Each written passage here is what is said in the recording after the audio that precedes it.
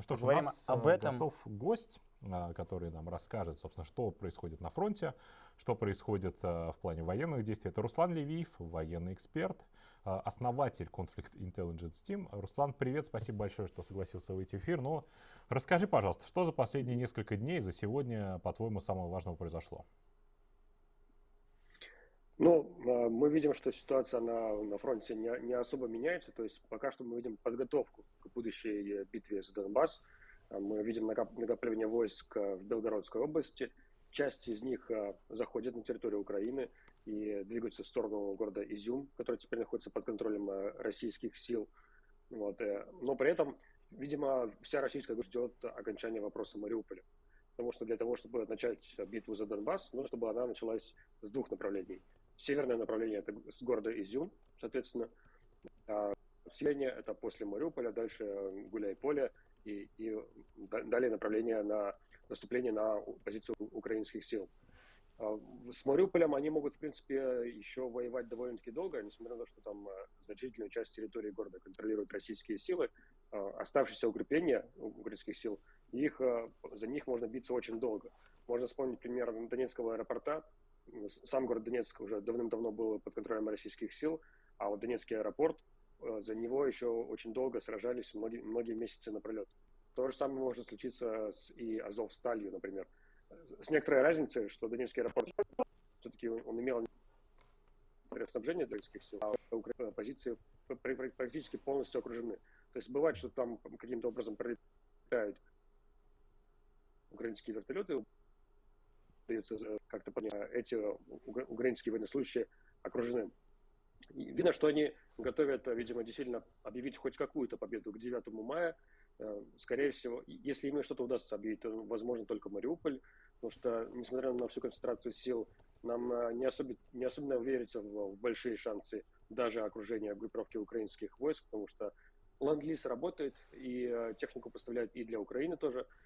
Европейские страны отдают Украине старую советскую технику, взамен получая от Запада, соответственно, усовершенствованные модели оборудования. То есть мы видели и комплекс С-300 противовоздушное оборудование, которое Словакия поставила для Украины, и танки Т-72, и БМП-1 от Чехии поставили, и плюс различные там ПЗРК, ПТУРы и стрелковое оружие, которое поставляется для Украины.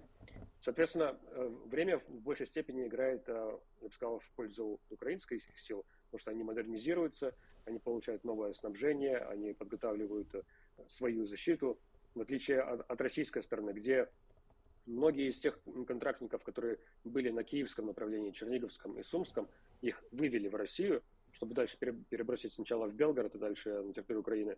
И многие из них, мы сейчас видим сообщения, что начинают отказываться дальше воевать по многим причинам. И есть и причины того, что они не понимают, зачем эта война. И одна из главных проблем – это, конечно же, низкий моральный дух, потому что не было нормального снабжения. Многие из них там голодали по 2-3 дня, не было нормальных там вещей, не было нормальной поддержки, помощи, поставки боеприпасов.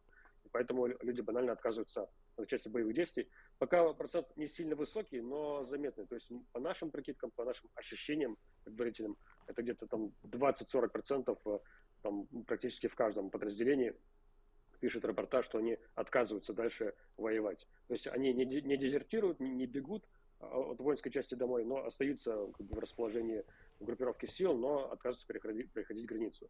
Взамен их там пытаются закошмарить, угрожать уголовкой, но ничем особенно это пока что вроде бы не заканчивается. Вот. Но, тем временем, мы видим продолжающиеся и обстрелы, и городов, то есть фактически многие небольшие поселки, города, их равняют с землей и артиллерией, и кассетными боеприпасами. Из Белгорода нам часто местные жители пишут, говорят о том, что они сами слышат постоянную канонаду, то есть слышат, как работают ракетные системы залпового огня.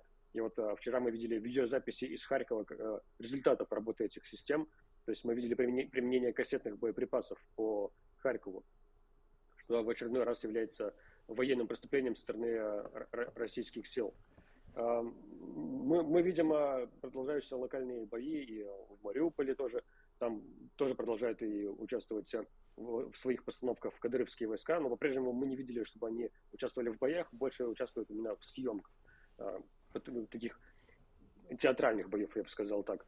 То есть мы по-прежнему не видели ни одного боя, где они бы участвовали. Воруют велики, рисуют там снимают какие-то постановки с якобы пленными разведчиками ВСУ, у которых почему-то нарисована летучая мышь чуть ли не фломастером на руке.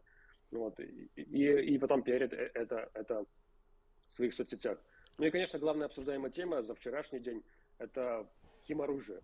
Да, Есть как раз про это и был у нас вопрос, что известно, применялось, не применялось, и вообще, насколько информация, которую публиковались военными из Украины о том, что какая-то часть, какая-то бригада военная в Мариуполе брошена, не имеет никаких ресурсов и не имеет подкрепления, и в целом находится в печальном состоянии. Что об этом известно?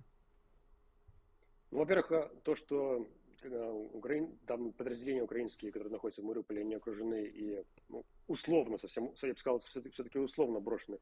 Об этом известно было давно, потому что, как я и много раз говорил в наших сводках, деблокировать Мариуполь сил нету. Нету таких сил, чтобы сейчас их туда бросить на Мариуполь и как-то деблокировать, как-то пробиться в город. И поэтому Зеленский там, в интервью российским журналистам тоже говорил, что он разрешил украинцам, кто находится в Мариуполе, если у них есть такая возможность, выйти из Мариуполя, покинуть город. Он им дал это разрешение. Как бы намекая на то, что ситуация очень тяжелая. Тем не менее, мы видим отдельные ситуации, когда вертолеты украинские там тайно, там на низкой высоте, им удается пролетать на какие-то позиции, там вблизи Азовстали, например, или Мариупольского порта, который теперь уже, к сожалению, под российским контролем. Вот. И им удавалось иногда высадить людей, там боеприпасы и забрать раненых. Бывали инциденты, когда при этом часть вертолетов сбивали, насколько мы помним. То есть попытки снабжения этих окруженных украинских военных в Мариуполе были, как минимум. То есть я бы не сказал прямо полноценно, что про них там аж забыли и бросили. Как-то пытались им помочь всегда. По части химоружия есть, как я сказал, заявление двух сторон, и украинской, и пророссийской. Украинская сторона заявила, что российская сторона применила какое-то отравляющее вещество, сбросив его с неустановленного беспилотника, и 3 человек испытали симптомы отравления, там, удушье, слезоточивость, вот, и заявили, что вот они применили отравляющее вещество. Вот в ответ на это заявление я бы процитировал, наверное, Эллиота Хиггинса, который очень кратко и очень точно ответил. Эллиот Хиггинс, это основатель Bellingcat, что такие громкие заявления требуют таких же громких доказательств. То есть нужно не просто слова очевидцев каких-то, нужно заявления медиков. Естественно, работающих в госпитале в Мариуполе сейчас нет, поэтому провести какие-то анализы невозможно. Поэтому как-то вот с этой стороны подтвердить применение отравляющих веществ или тем более химоружия тоже на данный момент не представляется возможным, и доказательств применения этого отравляющего вещества или химоружия мы не видели. И есть вторая сторона. Эдуард Басурин, это пресс-секретарь Народной милиции ДНР, то есть фактически пресс-секретарь армии сепаратистов ДНР. Он заявил, что нужно обратиться за помощью к химическим войскам для выкуривания кротов, которые засели в подземных сооружениях Азовстали. Тут сразу надо пояснить для обывателей, что химические войска – это на самом деле войска радиационной, химической и биологической защиты. Они давно присутствуют и на границе, и на фронте, и в основном их присутствие связано с применением тяжелых огнеметных систем «Санцепек». Именно этому виду войск разрешено использовать огонь как оружие. И, соответственно, когда говорят о химических войсках, не обязательно подразумевают, что применение какой-то химоружия или биологического оружия. Это может быть речь об огне. Соответственно, что имел в виду Басурин, остается только догадываться. Хотя, кстати, я бы отдельно сделал ремарку, что все-таки Басурин, он ни за что не отвечает. Это такая говорящая голова. На его заявление, наверное, стоит обращать примерно такое же внимание, как на заявление, например, Кадырова, который говорил не раз, что там его бойцы уже штурмуют Азовсталь, хотя это было далеко не так. Вот, и который сейчас заявляет, что они там будут еще дальше, потом пойдут на Киев. А для чего сейчас никаких нет. Вот, то есть примерно так надо принимать во внимание заявление Басурина. Но если мы попробуем подискутировать о том, что он мог иметь в виду. Например, он мог иметь в виду ранцевые огнеметы. Они давным-давно сняты с вооружения России, но в теории они могли остаться на мобилизационных складах. А расконсервацию мобилизационных складов мы уже видели. Мы видели переброску градов на шасси бензиновых Уралов, которые тоже давным-давно сняты с вооружения России. Это, например, могли быть вот такие ранцевые огнеметы, которые в такой операции могли бы помочь по штурму Азовстали. Также Эдуард Басурин, он служил в советской армии, но не служил в российской, и он мог по старой памяти думать, что у России есть по-прежнему на вооружении хлорпикрин. Его на вооружении уже давным-давно нет, но он использовался в советской армии, например, в Афганистане. С помощью хлорпикрина как раз выкуривали маджахедов из пещер, но поскольку он имеет сильное раздражающее действие, тем самым он демаскирует себя, поэтому он с вооружения снят давным-давно, и как бы неоткуда его достать. Плюс еще один вариант, который в теории Басурин мог иметь в виду, это хлор. Хлор, он сам по себе не является химоружием, то есть его не запрещено производить, его не запрещено накапливать, и он используется в промышленности. И, например, в той же Сирии мы не раз видели, как сирийские войска применяют кустарный промышленный хлор и используют его как боевое отравляющее вещество. В теории Басурин тоже мог иметь в виду, что там, войска радиационно-химической биологической защиты, они бы взяли вот эти канистры с хлором, каким-то образом туда бы забросили на Азовсталь, открыли бы их, и поскольку хлор тяжелее воздуха, то он бы стекался в те самые подвалы и выкурил бы всех украинских бойцов. Но это пока просто гадание на кофейной гуще, и в целом, как я и сказал, как бы серьезного внимания на заявление Басурина не стоит обращать внимание. Тем более, что если мы посудим со стороны какого-нибудь военного генерала, что вот у нас есть Азовсталь, есть у них подземные этажи, где укрепились украинские бойцы, и никак их не достать, то для решения этой проблемы есть конвенциональное оружие, которое есть на вооружении России. Например, авиабомбы БЕТАП, это бетонобойные авиабомбы, которые могут пробивать много метров бетона и железных конструкций. Там фугасные авиабомбы массой 3000 килограмм, там корректируемые авиабомбы. Все это есть на вооружении России, и при этом оно может решить ту же самую цель и не повлечь за собой огромнейшие, серьезнейшие санкции за применение химоружия. Поэтому как бы, в заявление Басурина мы как бы, не особо принимаем во внимание, не особо в него верим, как бы, не учитываем особо. Руслан, скажи, пожалуйста, сейчас многие говорят о том, что самые большие, самые ужасные сражения этой войны еще впереди. Впереди еще битва на Донбассе. Скажи, пожалуйста, что ты про это думаешь? Сейчас стягиваются ли войска России в сторону Донбасса? И что, по-твоему, там будет происходить там, через неделю-две? Безусловно, стягиваются, и, видимо, они учли ошибки первого этапа вот этой второй части войны, которая началась 24 февраля. То есть, когда группировка там численностью примерно 200 тысяч солдат, то есть примерно 125 батальонов тактических групп, она была растянута на множество направлений. Это и Киевская, и Черниговская, и Сумская, и Харьковская, и Мариуполь, и Мелитополь, и Херсон, то есть куча всяких направлений. И в итоге, несмотря на то, что как будто бы на бумаге войск много, аж 125 батальонов тактических групп, все равно это было сильно недостаточно для того, чтобы вести наступление сразу по всем направлениям. Видимо, этот урок попытались учесть, и теперь все войска концентрируют на одном направлении, на Донбассе. Соответственно, мы полагаем, что мы увидим совсем другую уже вид войны, который будет на Донбассе. То есть если с 24 февраля по нынешний момент мы видели, как колонны войск носятся по трассам, пытаясь избежать попадания под артобстрел, потому что многие колонны попадали и под артобстрел, и под нападение там, сил территориальной обороны на трассах. В итоге мы видели много видеозаписей с трупами, разбомбленными машинами. То здесь будет ситуация немного другая. Да, безусловно, будет зеленка, как часто об этом любит упоминать Алексей Арестович, и, соответственно, что помогает партизанам. Но, с другой стороны, и плотность сил российских на территории, она будет гораздо выше, потому что территория будет гораздо меньше, и все будут сконцентрированы на одном направлении.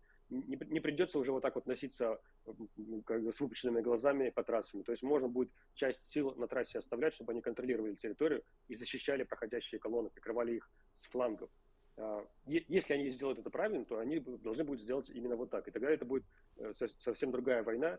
Она будет действительно гораздо более кровопролитной, потому что одновременно на один и тот же населенный пункт будет наступать гораздо большее количество войск. Плюс, если на Киевском, Черниговском направлении, в стороне Одессы, авиация побаивалась летать, потому что как раз там находятся пункты противовоздушной обороны украинской, то над Донбассом они не боятся летать. То есть там они в основном превосходят в воздухе и совершают вылеты над Донбассом. Соответственно, когда начнется битва за Донбасс, войска, которые наступают по земле, там танки, мотострелковые бригады, они будут иметь еще и авиационную поддержку, что действительно будет более эффективно для российских войск и более кроваво, соответственно, как для мирных жителей, так и для украинских военнослужащих. Поэтому, да, в плане кровопролитности мы самое, наверное, жесткое еще впереди. Руслан, мы видели, что ряд российских областей, которые приграничны с Украиной, Курская, Белгородская, Краснодарский край, заявили о том, что вводят какой-то уровень террористической опасности повышенный. В некоторых регионах запрещают петарды, чтобы не пугать население. Заявляют о том, что прилетали ракеты на территорию Российской Федерации, уже обстрелами подвергались российская земля. Мы сейчас на экране показываем воронку, которая осталась в Краснодарском крае, непонятно происхождение которой, и местные жители видели, что что-то летело на соседнюю территорию. Мы какую-то информацию об этом имеем? Вы в CIT наблюдаете какое-то движение со стороны украинской техники, украинской армии в сторону российской границы? Ну, то есть Украина обстреляла приграничные населенные пункты с Россией? Или вы тоже не понимаете происхождение всех этих воронок и излишним кажется вам террористическая опасность, о которой говорят российские губернаторы? Ну, во-первых, по части самих статусов террористической угрозы, мне кажется, что это такой политический пиар для поддерживания нарратива, что есть опасность для России, мы пытаемся защитить нашу родину, Украина нам угрожает, они хотят атаковать нашу страну. И вот для оправдания вот этого нарратива и вводят террористическую угрозу. То есть я не представляю, чтобы была бы реальная опасность каких-нибудь украинских диверсионно-разведывательных групп, которые отправятся тайком в Россию, устраивают какие-нибудь теракты или что-то в этом роде. Вот в это мне не верится совсем. Да, отдельные приграничные области, например, такая как Белгородская, по ним периодически могут прилетать украинские ракеты, и мы это видели. Например, склад под Белгородом, по которому, судя по всему, прилетели какие-то ракеты, и он был подорван, и там был большой пожар. Мы прекрасно помним, соответственно, нефтебазу в Белгороде, которую разбомбили украинские вертолеты, как мы полагаем, пролетевшие через границу на низкой высоте и атаковавшие нефтебазу. Вот, подобные инциденты бывают. Часть из них бывает дружественным огнем. Например, в тот же день, когда разбомбили нефтебазу в Белгороде, были прилеты 2 ракет под Белгородом, чуть южнее Белгорода.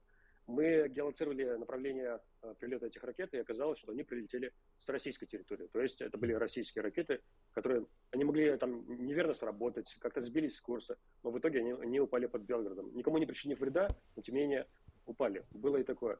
Что касается вчерашнего заявления с вот этой воронкой в Краснодарском крае, российская сторона заявляет, что якобы это украинцы выстрелили комплексом .У, причем с Азовстали, и зачем-то они стреляли через Азовское море, стреляли прямо по Краснодарскому краю. Нам кажется это полнейшим бредом. Казалось бы, у вас Мариуполь в тяжелом положении, его со всех сторон атакуют, и если у вас есть там .У, логичнее было бы стрелять, например, по Таганрогскому аэродрому, где есть скопление военной техники. Казалось бы, это наиболее логично. Зачем стрелять по какому-то селу, который находится через Азовское море от вас, который вообще никакой угрозы для вас не предоставляет, и поэтому это абсолютно бессмысленно. Поэтому нам все-таки кажется, что воронка около села в Краснодарском крае, скорее всего, это результат опять неверно сработавшей какой-нибудь крылатой российской ракеты, подвешиваемой под авиацию, под какой-нибудь самолет, там, например, Х-101 могла быть какая-нибудь. Вот она могла неверно сработать, прилететь и оставить такую воронку. Мы скорее всего, придерживаемся такой версии. Руслан, сейчас приходят новости о том, что Украина закупает какие-то дополнительные байрактары в Турции, но еще приходят новости про то, что Украине бесплатно поставляется дополнительно тяжелая техника, там 100 танков какие-то были, например, поставлены. Скажи, пожалуйста, с твоей точки зрения, это скорее символическая помощь, которая сейчас слабо сказывается на военных действиях, или это какая-то ощутимая помощь, которая может склонить весы в сторону Украины? Все будет зависеть от того, насколько быстро они это будут поставлять, потому что у российской стороны ведь и так уже все на месте, или по сути все готово, там, условно говоря, начинать хоть завтра, но, конечно, необходимо некоторое время для слаживания переформированных батальонных тактических групп, для отдыха солдат, для их перевооружения, там короткое время требуется. А вот поставки, как правило, они очень забюрокрачены и растягивательный срок, плюс ехать довольно-таки далеко, даже по железным дорогам перебрасывать это. Поэтому вот главный вопрос, как быстро эти поставки будут осуществлены. Если они будут осуществлены оперативно, то это серьезный вклад в ход войны.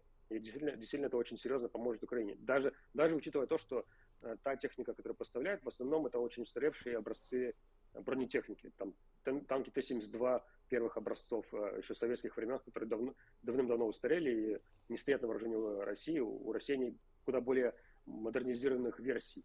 Вот. Тем не менее, все-таки это лучше, чем ничего. Поэтому, безусловно, серьезный вклад в ход войны, и все будет зависеть только от сроков. Руслан, пока мы в прямом эфире, поступают новости о том, что на фоне заявлений, и нас много спрашивают наши зрители в чате, кто смотрит прямой эфир, о том, что на фоне заявлений Финляндии о грядущем их вступлении в НАТО из-за агрессивных действий такого большого соседа, как Россия, Российская Федерация начала стягивать войска к границе с Финляндией. Какая информация на данную минуту есть об этом? Следит ли CIT за ситуацией? И что нам известно на данную минуту? Но есть широко разошедшееся видео, если не ошибаюсь, снято где-то под Калининградом, на которых видны береговой ракетный комплекс «Бастион», который едет там по трассе в какую-то сторону, пока непонятно какую. Ну, скорее всего, да, это вот такая ответка, игра боевой мощью, как бы такой жест, знак этим странам, то, что даже не думайте, вот, скорее всего, да, это таким является. Вопрос только в том, насколько это серьезный жест, насколько серьезный это блеф или не блеф, готовы ли они будут атаковать такие страны, в чем я довольно-таки сильно сомневаюсь, потому что вопрос Украины перед Россией стоит, война в Украине, и там сил еле-еле хватает, а уж если говорить про то, чтобы начать войну с европейской страной, то это там вообще заранее проигрышная ситуация, поэтому как бы пока это больше похоже на блеф, который, очевидно, был ожидаем после таких заявлений. То есть, маловероятным мы считаем сценарий, при котором будет столкновение Финляндии и России, там, столкновение Финляндии как союзника НАТО с российской армией.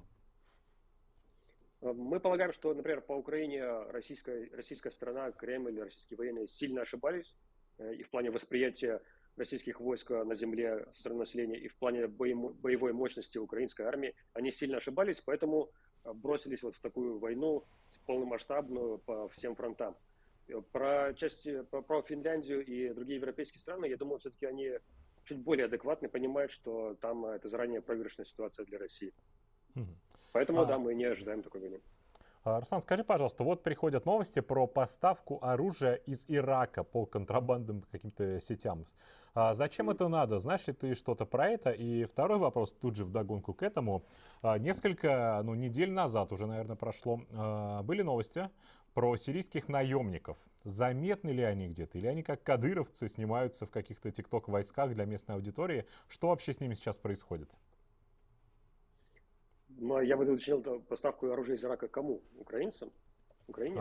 У меня написано, что россиянам Guardian провело расследование, и России поставляется оружие из Ирака, и какие-то люди, которые являются источниками Guardian в тех структурах, которые поставляют оружие, сказали, что им наплевать, кому поставлять оружие, лишь бы это шло, значит, во вред США, и чтобы это работало против Америки.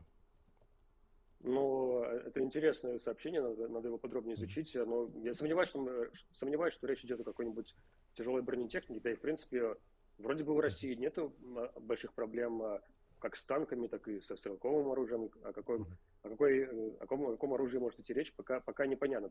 У России главная проблема со всякими там беспилотниками, например, каким-то современным модернизированным оружием. Вот с этим есть проблема. Вот, но при этом у Ирака вроде бы как такого оружия нет, поэтому пока выглядит сомнительно. По части сирийцев, я помню заявление, что якобы там есть 16 тысяч добровольцев, и их даже снимали на камеру, что вот они готовы поддержать нашего партнера, который Россия, участвовать в этой битве. Мы видели сообщение, что порядка, по-моему, 300 человек в итоге прибыло в Россию, и куда-то их там то ли начали готовить, то ли что-то передислоцировали. Но это как бы такая численность совсем ни о чем, они ни на что повлиять не могут. Вот, и пока какого-то реального их подготовки к боям мы не видели, не замечали их участие в чем-либо, мы тоже не видели. Мы не видели их ни на границе, ни тем более на фронте. Пока были это просто вот такие сообщения источников, что вот они вот прибыли, 300 человек. Руслан, скажи нам, нашим зрителям, зачем следить в самое ближайшее время? То есть мы вначале тебя спрашивали про то, чем запомнятся последние дни войны, да, вот сегодня, и то, что было пару дней назад. В будущем мы ожидаем ожесточенных боев за Мариуполь. Это понятно, это то, о чем говорят все военные эксперты. Какие стратегические пункты важны сейчас для Российской Федерации для того, чтобы выполнить там свои задачи и свои цели? То есть Харьков они покинут или нет? Потому что мы каждый эфир показываем, что его обстреливают, что там ужасные последствия этой войны, но при этом вроде как по заявлениям кажется, что оттуда тоже собираются уходить для того, чтобы усилить группировку в Мариуполе. Одесса, постоянно нам сообщают, что что-то прилетает с воздуха. Вот какая стратегия по другим населенным пунктам, не трогая Мариуполь, который, понятно, главная цель сейчас Кремля? Ну, если говорить про Харьков, Харьков довольно-таки близко как раз к Донбасскому направлению. И многие силы из Белгородской области заходят там недалеко от Харькова. И, кстати, вот на днях было сообщение о том, что одну из колонн российских разбомбили чуть севернее города Дергачи, который находится, ну вот это примерно как Химки для Москвы, то есть чуть севернее Харькова находится город Дергачи, и там рядом с ним разбомбили российскую колонну, как заявляется сейчас. Об этом заявляют несколько разных источников, но пока фото и видео доказательств нету. В целом нам кажется, что Харьков это больше должен быть отвлекающий маневр, то есть его обстреливают, делают вид, что как будто бы его будут тоже окружать и пытаться там взять, но если все-таки наши военные генералы там более адекватны, если они понимают свой расклад сил, они должны видеть, что учитывая, что есть задачи по Мариуполю и есть задачи по Донбассу, там, окружить украинские войска и уж тем более попытаться взять территорию, то на Харьков без мобилизации и без объявления военного положения в России сил никаких нет. Это в принципе невозможно, даже Харьков взять. Поэтому для нас кажется разумным то, что обстрелы Харькова и там отдельные некоторые мелкие колонны, которые проходят около Харькова, они должны быть отвлекающим маневром, пока российские силы будут заходить с Белгородской области в направлении Купянска и далее в сторону Изюма, далее следовать на Донбасс. И как бы вот за двумя вот этими направлениями надо особенно пристально следить, что делают российские войска около Харькова и как они едут в сторону Изюма. Спасибо большое. У нас на связи был военный эксперт, исследователь Conflict Intelligence Team Руслан Левиев.